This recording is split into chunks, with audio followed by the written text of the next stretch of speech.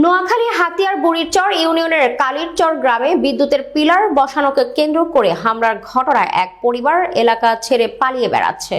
অভিযোগ, হামলার নেতৃত্ব দিয়েছেন স্থানীয় বিএনপির প্রভাবশালী নেতা নিজামুদ্দিন চৌধুরীর ছেলে হৃদয় চৌধুরী। ভুক্তভোগী সেলিম উদ্দিন জানান, সোমবার পিলার বসানোকে কেন্দ্র করে ভাতিজাদের সঙ্গে হাতাহাতির এক পর্যায়ে হৃদয় চৌধুরী চোয়ালে আঘাত পান। পরে ইসলামিয়া বাজার থেকে লোক এনে তাদের পরিবারের উপর হামলা চালানো হয়। এতে তার স্ত্রী মরিয়ম বেগম জ্ঞান হারালে পাশের ঘরে নেওয়া হলেও সেখানেও হামলা চালানো হয়। এখন তার বড় মেয়ের শ্বশুর বাড়িতে আশ্রয় নিয়েছেন। বিভিন্ন বাড়ি বাড়ি সিদ্ধ করি দাদা ভাঙ্গি ওদের বাড়ি সবার আমাদের উপর আক্রমণ করে। এবং আমার ঘরে বিভিন্ন ধরনের জিনিসপত্র আসলে যে ডয়ারটা ভাঙ্গি এগুলা জিনিসপত্র তারপর টাকা পয়সা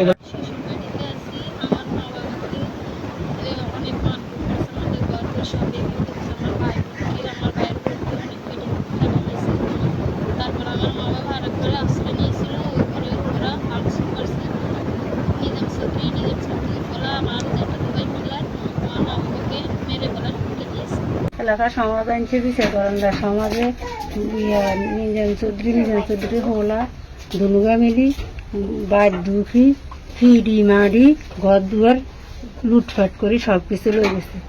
আমরা এলাকার সমাজের কাছে বিচার চাই, আইনের কাছে বিচার চাই, আইনি কঠিন থেকে কঠিন মতো শাস্তি দেয় সন্ত্রাসীদের।